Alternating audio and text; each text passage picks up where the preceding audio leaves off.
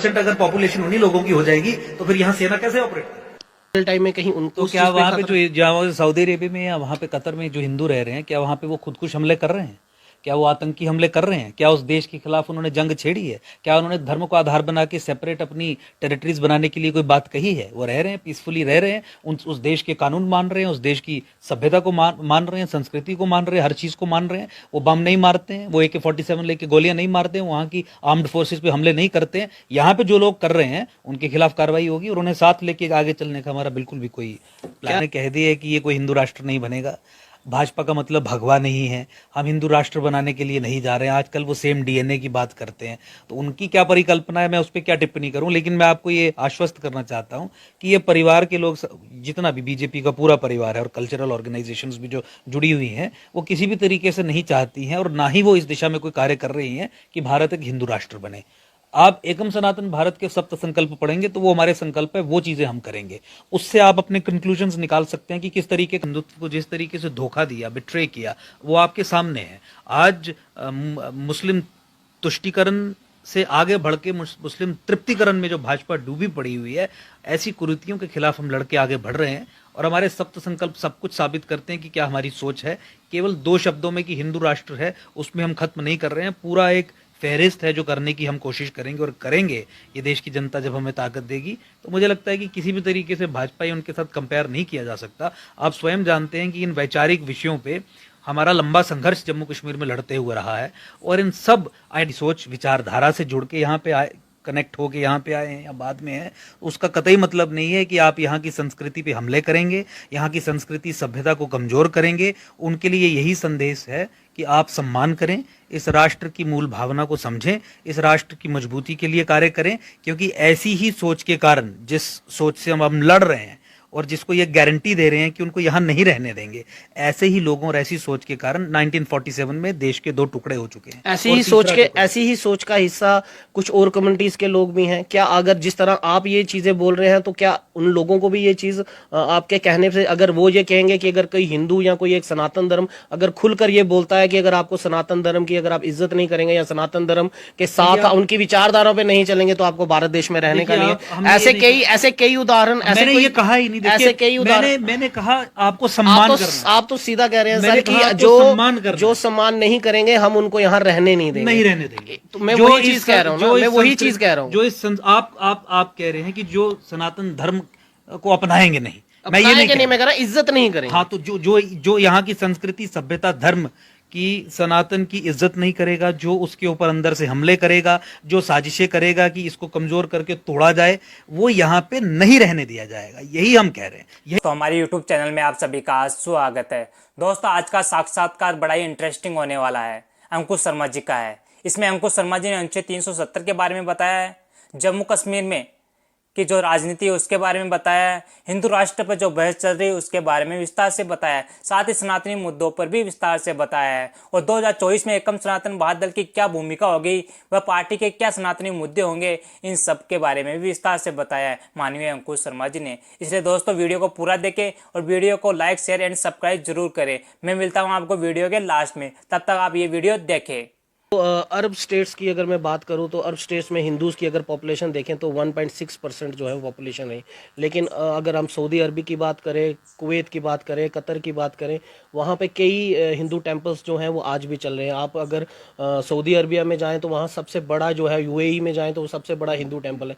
तो जो बात हमारे भारत देश में जो उत्पन्न हो रही है, क्या लग नहीं रहा कि आने वाले अगर टाइम जिस तरह से 2025-26 में ये बात की जाती है कि हम हिंदू राष्ट्र जो है, भारत को हिंदू राष्ट्र बनाना जरूरी है, तो इस तरह की जो विचारधारा है वो कहीं ना कहीं जो अरब स्टेट्स में जो हिंदू जो आज की डेट में सेफ रह रहे हैं, वहां टेंपल सेफ रह रहे हैं, आने वाले टाइम में कहीं उनको तो क्या वहाँ पे जो जहाँ सऊदी अरेबिया में या वहाँ पे कतर में जो हिंदू रह रहे हैं, क्या वहाँ पे वो खुदकुश हमले कर रहे हैं?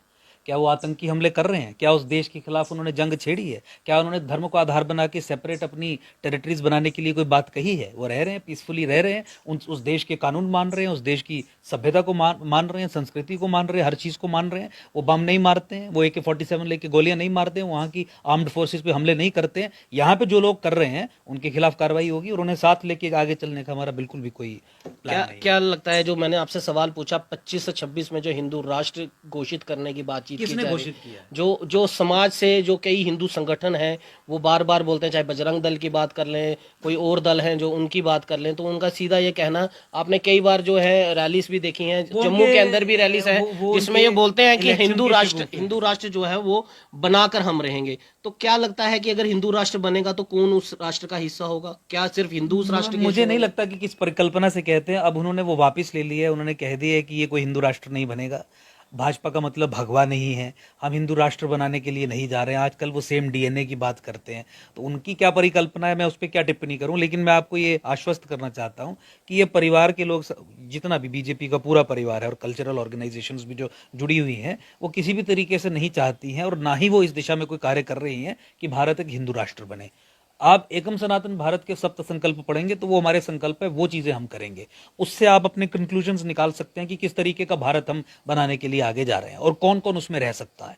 और मैंने अपने बात में आपको स्पष्ट भी किया कि कौन कौन अच्छे तरीके से रहेगा, वो भी बताया। लेकिन उन सप्त संकल्पों को भी देख के आप ये समझ सकते हैं कि कैसा रहेगा। लेकिन आपने ये भी अपने भाषण में जो अभी आप बोल रहे हैं कि मैंने उसमें संकल्प आपको पूरा बताया और पूरा आपने क्लियर्ड जो है वो इनडायरेक्टली बोला या डायरेक्टली बोला, लेकिन मेरी समझ में जरूर, जो जहां तक मैं समझ पाया, कि आपने ये कहा कि हमारे जो एकम सनातन में अगर हमारी कल को सरकार आती है या कुछ आती है तो हम जो है हिंदू को ज्यादा प्रेफर किया जाएगा, मुस्लिम्स को जो है उसमें कम प्रेफर किया जाए। क्या मैं सही? हमने नहीं कहा, प्रेफरेंस की तो बात ही नहीं कही।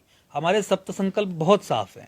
हमारा पहला सप्त संकल्पों में से जो संकल्प है वो ये है कि जो सेकंड बिगेस्ट मेजॉरिटी है मुसलमान समाज जो हिंदुस्तान में है, उसका माइनॉरिटी स्टेटस खत्म कर दिया जाएगा, क्योंकि वो इलीगली माइनॉरिटी स्टेटस लेके बैठे हैं और रिसोर्सेज पे देश के डाका डाला क्या जा रहा है। संविधान उनको ये इजाजत नहीं देता माइनॉरिटी की? नहीं देता, क्योंकि संविधान और में अगर माइनॉरिटी को डिफाइन किया जाए तो यूएन और यूएन सब कमीशन की जो मापदंड है उसके हिसाब से 5% से नीचे की जो जनसंख्या है वो माइनॉरिटी हो सकती है। तो हमारे पहले सप्त संकल्प में यही कहा गया है कि 5% से कम जनसंख्या वाले कम्युनिटी को ही माइनॉरिटी का स्टेटस दिया जाएगा, बाकी सब माइनॉरिटी स्टेटसेस खत्म कर दिए जाएंगे। हमने कहा वक्फ एक्ट को खत्म करेंगे।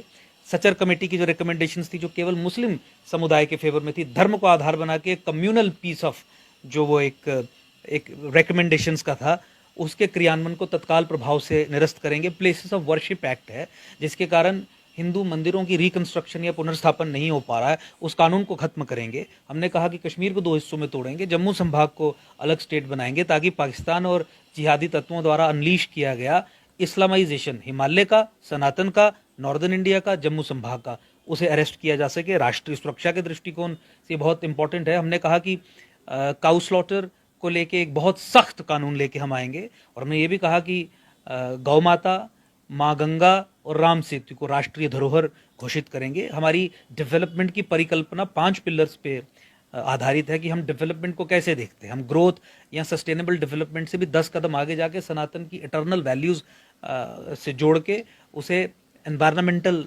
कॉन्शियसनेस के दृष्टिकोण से स्थानीय भाषा, आपकी इंक्लूसिवनेस जो है, पूरे जो सनातन का जो कॉन्सेप्ट है उसको आधार बना के हम डेवलपमेंट की भी परिकल्पना करेंगे। आध्यात्म उसमें बहुत एक मुख्य बिंदु रहेगा। तो ये सारे हमारे सप्त संकल्प है। ये हम कहते हैं कि आपको अंकुर जी ये चीज लगती है कि ये आज की डेट में विपक्ष की बात कर लें या समाज में भी अब ऐसी बातचीतें चल रही हैं कि जो भाजपा ने जो राजनीति की, चाहे वो 2014 में की, 2019 में की, अब भी भाजपा पर ये इल्ज़ाम कहीं ना कहीं विपक्ष और समाज के लोग भी अब सुनने में दबी आवाज़ में ये आवाज़ें ज़रूर आने लग पड़ी हैं कि भाजपा जो है वो हिंदू मुसलमान की राजनीति करती है। जब भी इलेक्शन आने वाले होते हैं तो इस तरह की राजनीति की जाती है जिससे उनको वोट बैंक में जो है वो जो उसमें फ़ायदा मिलता है। क्या आपको लगता नहीं जो आप विचारधारा लेके चल रहे हैं, आप भी बीजेपी की उसी विचारधारा पे आने वाले दिनों में कुछ हिस्सा जो है आप भी उसका योगदान बन जाएंगे? हम देश, राष्ट्र, संस्कृति, सभ्यता की विचारधारा को आगे लेके चल रहे हैं।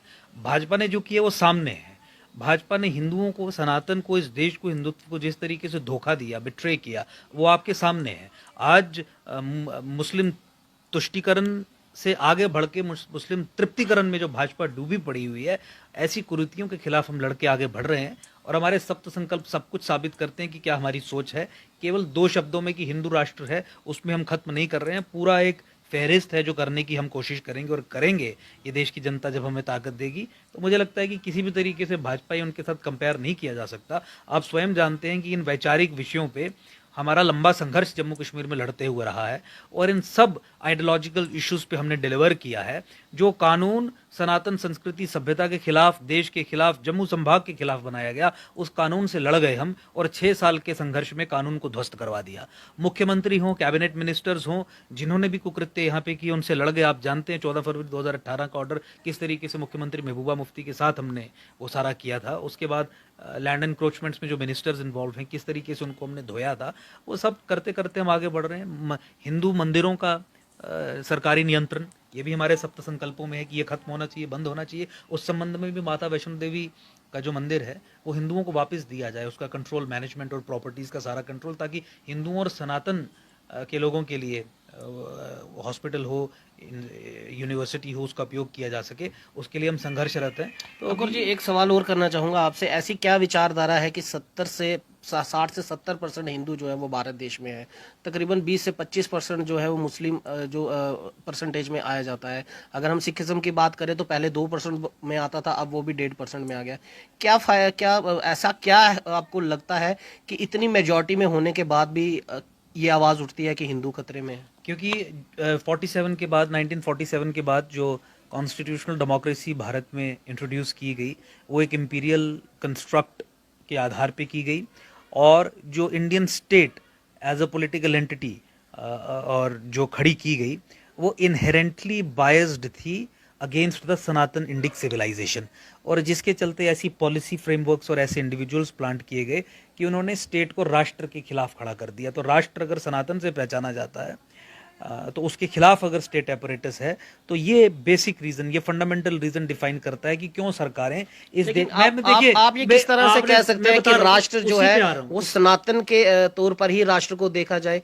क्या आप बाकी हर किसी, यहाँ की संस्कृति सनातन संस्कृति ही है, और जो उसका इज्जत नहीं करता, अगर कोई उसे बाहर निकाल दिया जाएगा। अगर कोई दूसरी विचारधारा पे अगर बातचीत करता है, तो अगर कोई सिखिज्म, अगर वो सिखिज्म की हिस्ट्री के साथ में चलता है, अगर मुस्लिम अगर अलग विचारधारा पे चलता है, तो आपको लगता नहीं कि इतना फ्रीडम जो है वो संविधान या देश के अंदर उसको इतना संविधान जो है उतना फ्रीडम तो उसे मिलना चाहिए? जो यहाँ की धरती की संस्कृति से बाहर का व्यक्ति है, उसे इस धरती की संस्कृति सभ्यता का सम्मान करना है।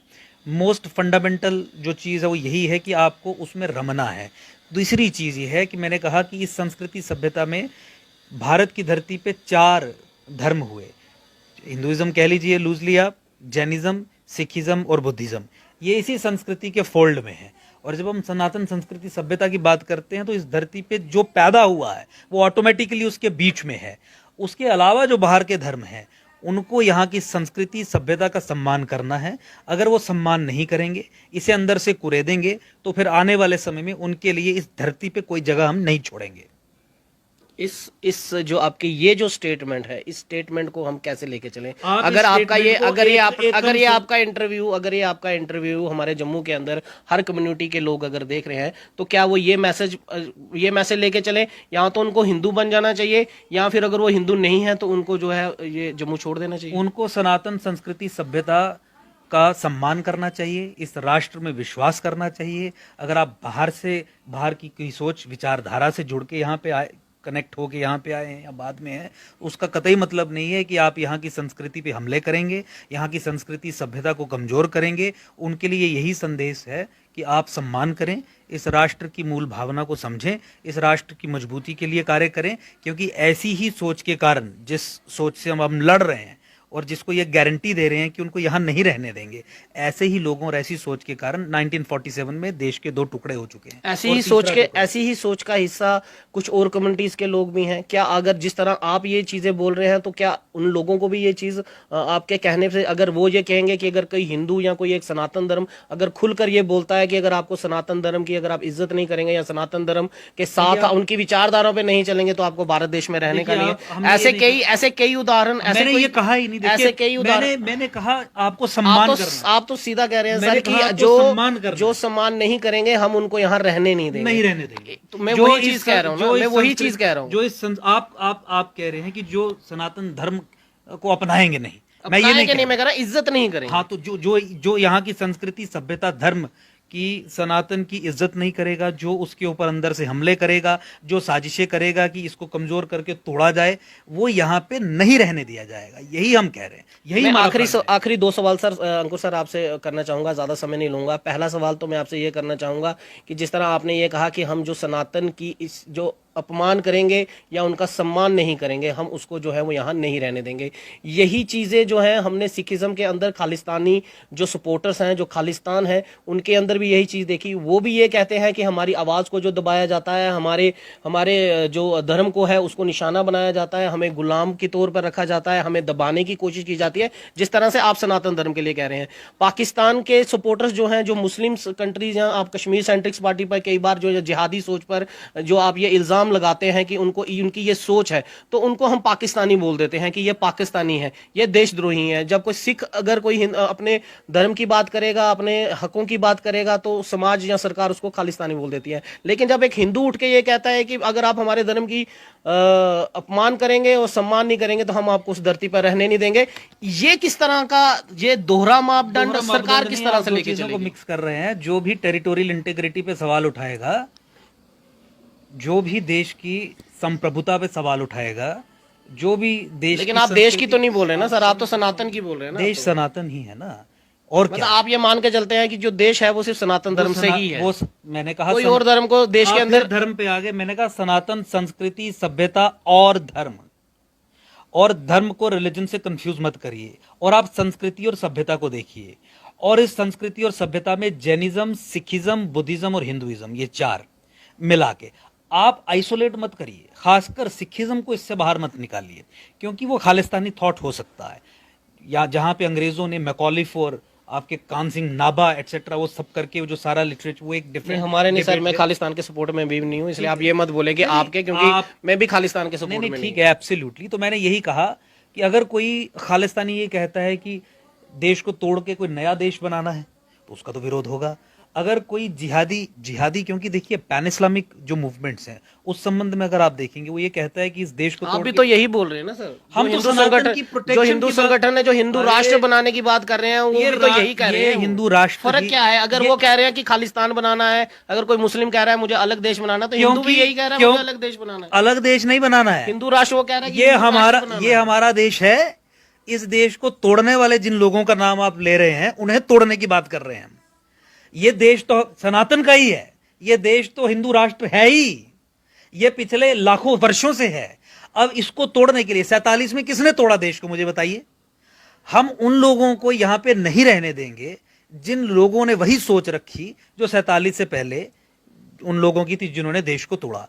हम उनकी बात कर रहे हैं। आप देश के लोगों को उन लोगों से कैसे कंपेयर कर सकते हैं? ये एक देश है, इसे तोड़ने के लिए एक वो है, एक इस्लामी है, एक जिहादी है, फला है। हम उसके खिलाफ लड़ाई करने की बात कर रहे हैं, असर्ट कर रहे हैं कि ये हमारी आइडेंटिटी है। तो आप दोनों को कैसे कंपेयर करेंगे? ये कंपैरिजन गलत है, इसलिए मैंने कहा कि ये कंपैरिजन इस तरीके से नहीं आखिरी है। सवाल आपसे ये करता हूं, क्या आपको लगता है कि जिस तरह हम इस राजनीति में अब 2014 से लेकर 2024 के चुनाव जब दोबारा आने वाले हैं, और अगर हम इसी तरह हिंदू की और राष्ट्र की या जो मैंने संस्कृति की कहा, नहीं, आप सवाल गलत पूछते हैं ना। मैंने देखिए, अब मेरा मैंने सवाल तो सनातन- कंप्लीट होने देना सनातन सर। संस्कृति, मैं सभ्यता, उस सवाल पे, धर्म। मेरा ना वो मैं सवाल हिंदू वो पे नहीं आया, है, ना मैं मैं वो सवाल सिख नहीं पे है, आया, ना मैं जैन पे आया, ना मैं मैंने कहा सवाल वो सनातन नहीं है। संस्कृति, अंकुर जी मेरा सभ्यता, सवाल धर्म। सुन लीजिए, मेरा वो सवाल नहीं है। मेरा ये सवाल ये है कि जहां 24 के अंदर, जहां पर जम्मू कश्मीर के अंदर बेरोजगार दर जो है वो तीसरे पायदान पे है, लोगों के पास यहाँ पर नौकरी नहीं है, जमीनों के लिए आपने खुद ही अपने बारे में बताया कि आपने किस तरह से जमीनों के लिए जो है लड़ाइयाँ, जो आप भी जो है ऐसे एडवोकेट जो है वो लड़ाइयाँ लड़ रहे हैं।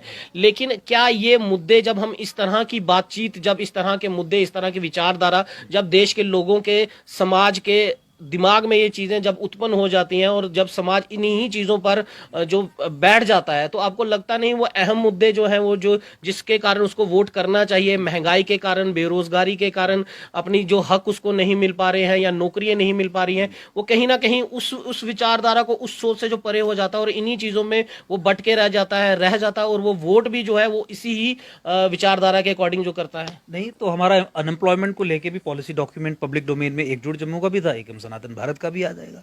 हम आतंकवाद से लड़ रहे हैं, इसका मतलब ये नहीं है कि हम इंडस्ट्रियलाइजेशन के बारे में नहीं सोच रहे हैं। हम इस्लामिक जिहाद से लड़ रहे हैं, इसका मतलब ये नहीं है कि हम लोगों के रोजगार के बारे में नहीं सोच रहे हैं।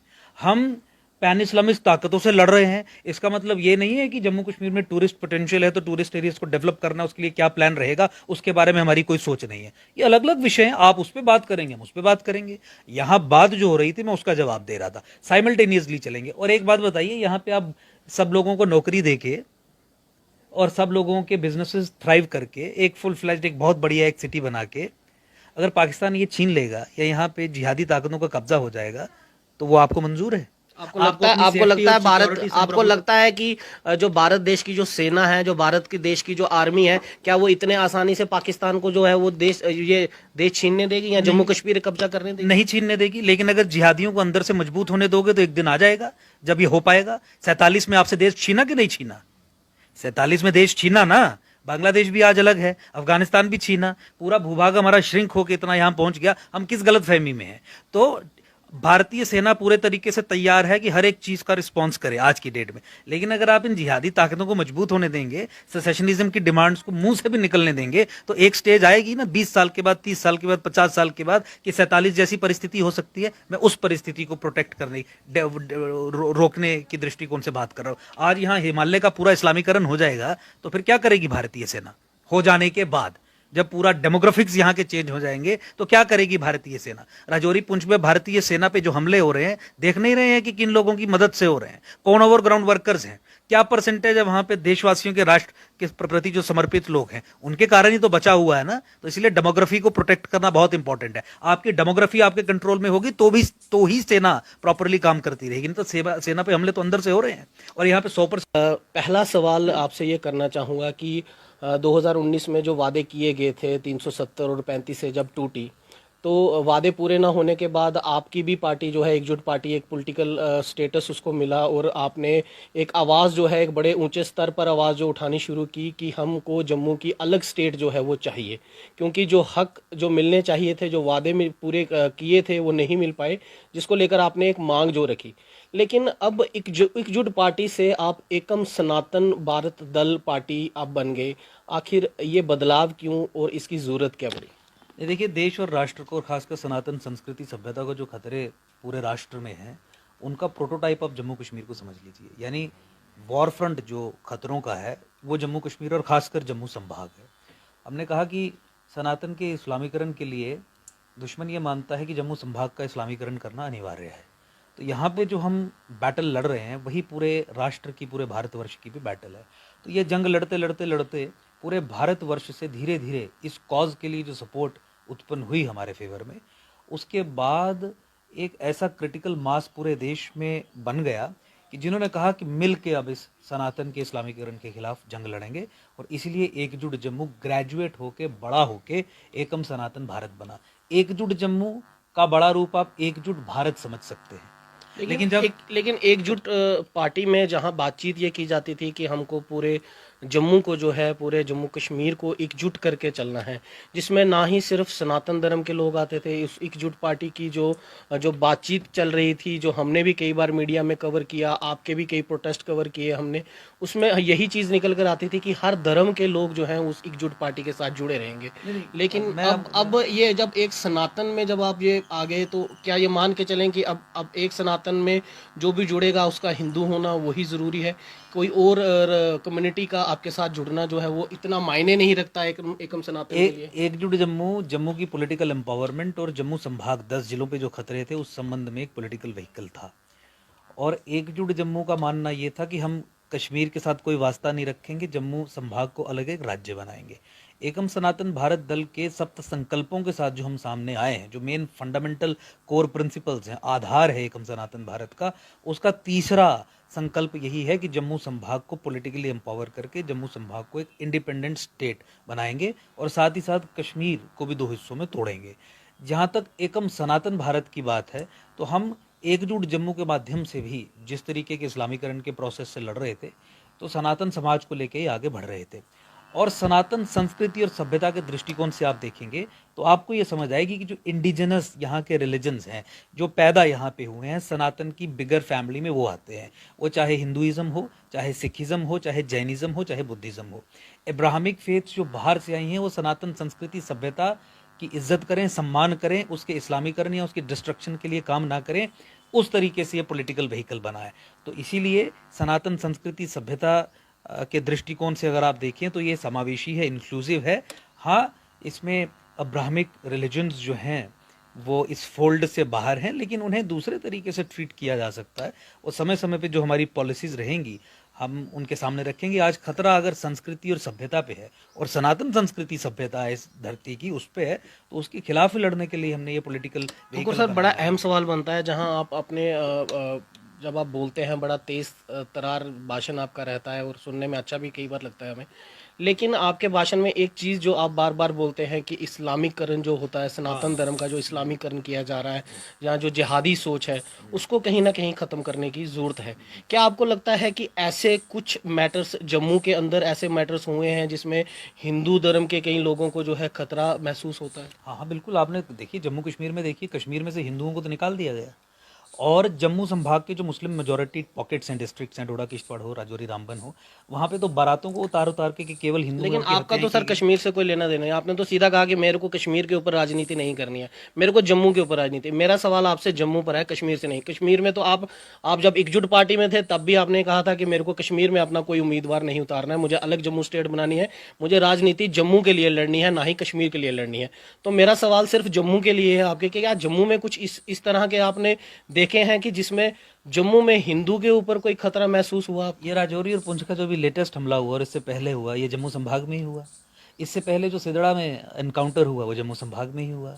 जो टारगेटेड किलिंग्स कश्मीर में हो रही हैं वो यहाँ के दलित समाज के लोगों की हो रही हैं। यहाँ से जो हिंदू कश्मीर में नौकरी करने जा रहे हैं उन्हीं की हो रही हैं। अभी तक हिंदू नरसंहार जो है निरंतर चल रहा है। राजौरी पुंछ में जो किश्तवाड़ में अभी 2-3 वर्ष पहले हत्याएं हुई थी, टारगेटेड किलिंग्स हुई थी, हत्याएं की थी और वहाँ के ओवरग्राउंड वर्कर्स की सपोर्ट थी। और राजौरी पुंछ में भी यही सामने आया कि लोकल लोगों की सपोर्ट थी, इसलिए ये सब कुछ हो पाया। ये सब कुछ जम्मू संभाग में ही हो रहा है। और जब हम कहते हैं कि कश्मीर की राजनीति नहीं करनी, हमने ये कहा उसका केवल एक मतलब है कि कश्मीर में हमें कैंडिडेट्स खड़े नहीं करने हैं, कश्मीर में हमें संगठन नहीं बनाना है। लेकिन कश्मीर जो कैंसर की तरह देश को खत्म कर रहा है उसका इलाज करना बहुत जरूरी है, इसलिए दो हिस्सों में तोड़ना भी है और वहां पे जो इंस्टीट्यूशंस ऑफ रेडिकलाइजेशन, इंडोक्ट्रिनेशन काम कर रहे हैं उनको भी ध्वस्त करना है। और जो ताकतें वहां पे देश के खिलाफ, राष्ट्र के खिलाफ काम कर रही हैं, जो ऐसा लगता है सर कि जहां पॉलिटिकल पार्टी की, अगर हम किसी भी पॉलिटिकल पार्टी का मैनिफेस्टो उठा के देखें या उनकी विचारधारा की बात करें, हर एक पॉलिटिकल पार्टी की विचारधारा और उसका मैनिफेस्टो यही सामने लाता है कि हमने सबको एक साथ लेके चलना है।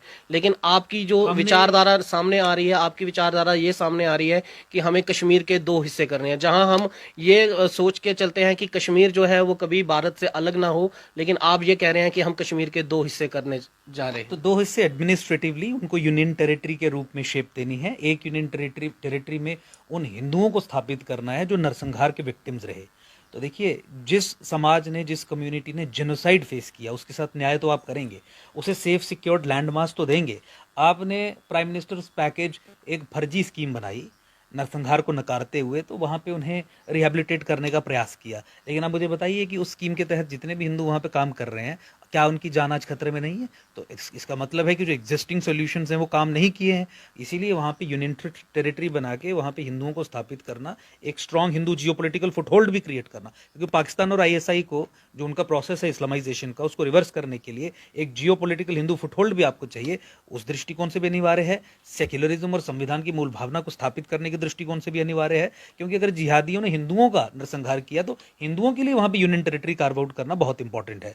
तो इस आपको लगता है कि सेंटर जिस दिशा में जो काम कर रही है, जो कश्मीर में जो उनकी जो बातचीत चल रही है, क्या वो दिशा सही नहीं है? जो नरेंद्र मोदी बात करते हैं, जो अमित शाह बात करते हैं, वो हमेशा जम्मू कश्मीर को एक साथ लेकर ही देखते हैं। आपको लगता है कि जो आप स्टेटहुड की मांग करते हैं या कश्मीर के दो यूनियन टेरिटरी बनाने की मांग करते हैं, क्या सेंटर उस दूरदृष्टि से देखेगी? क्या कश्मीर को कभी जम्मू की नजर से जो है दोनों को अलग अलग करके कभी सेंटर देख पाएगा? सेंटर की पॉलिसी पिछले 70 साल से एक ही है और उसकी पॉलिसी में कश्मीर ही सेंटर ऑफ एवरीथिंग है। और कहने को जम्मू कश्मीर कहते हैं, लेकिन वो अपने दृष्टिकोण में कश्मीर को ही सेंटर में रखते हैं। जम्मू संभाग को सेकेंड ऑर्डर स्टेटस में रखते हैं, होस्टेज बना के रख देते हैं कश्मीरी इस्लामिक टोटलिटेरियन हेजीमनी के हाथों। एक कॉलोनी मात्र के रूप में समझते हैं जम्मू संभाग को कश्मीर की। सब कुछ कश्मीर के लिए ही है। और कांग्रेस की सरकारों की तरह भाजपा की अभी की जो भी सरकार है वो तुष्टीकरण और अब तो तृप्तिकरण और मोर ग्रेजुएटेड फॉर्म में ही जम्मू कश्मीर के मसले को रिजॉल्व कर रही है।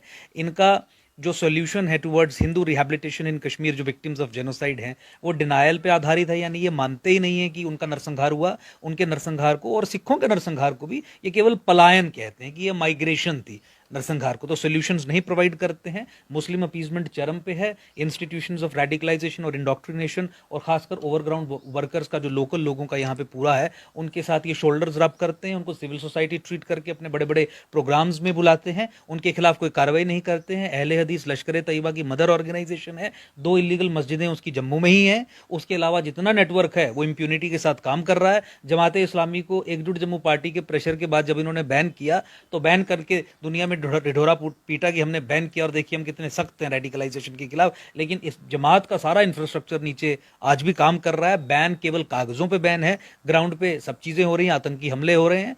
और आपके पहले सवाल का मैं और जवाब दे दूं, देखिए हम 80% जनसंख्या की बात कर रहे हैं, वो हमारे फोल्ड में डायरेक्ट है, और बाकी 20% को देख के कि सनातन संस्कृति, सभ्यता, धर्म से कितना प्रेम रखते हैं, कितना विश्वास रखते हैं, इसके खिलाफ नहीं जाते हैं, वो फिल्टर लगा के देखेंगे कि जोड़ना है कि नहीं जोड़ना है। क्या लगता है आपको कि जो तो इस वीडियो में माननीय अंकुश शर्मा जी ने विस्तार से बताया है कि जम्मू कश्मीर में, स्पेशली जो कश्मीर में टेररिज्म और इस्लामी कट्टरता बढ़ रही है, उसका एकमात्र इलाज कश्मीर को 2 टुकड़ों में तोड़कर बीच में एक हिंदू बहुल गलियारा बनाया जाए और उस गलियारे में कश्मीरी हिंदुओं व देश के हिंदुओं को बसाया जाए और जम्मू को जम्मू कश्मीर से अलग कर एक सेपरेट स्टेट बनाया जाए, तो कश्मीर की समस्या का हमेशा हमेशा के लिए इलाज हो जाएगा।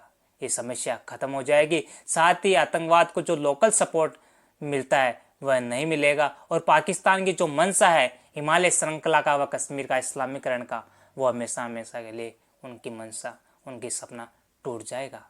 दोस्तों, एकम सनातन भारत दल के राष्ट्रीय अध्यक्ष माननीय अंकुश शर्मा जी ने कश्मीर को लेकर जो दूरदर्शी सोच दिखाई है या जो दूरदर्शी सोच बताई है, उसे बीजेपी एंड कांग्रेस हमेशा हमेशा अपनी वोट बैंक पॉलिटिक्स के चलते या चक्कर में, मुस्लिमों के तुष्टिकरण व तृप्तिकरण के चलते इस कश्मीर की समस्या को सीरियसली नहीं लेते हैं।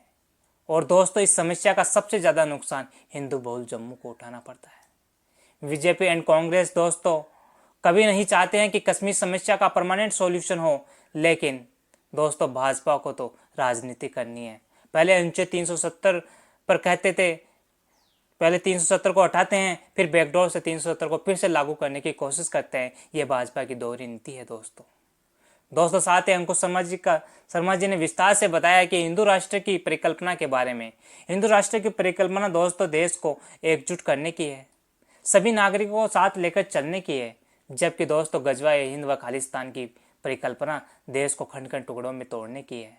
ऐसा एकम सनातन भारत दल कभी नहीं होने देगा, नहीं देश का राष्ट्रभक्त समाज ऐसा होने देगा। दोस्तों, अंकुश शर्मा जी ने बताया कि कुछ लोग कभी सिख व हिंदुओं को अलग करने की या लड़ाने की कोशिश करते हैं, कभी हिंदू व जैनियों को, कभी हिंदू व बौद्धों को सनातन से अलग करने की कोशिश करते हैं।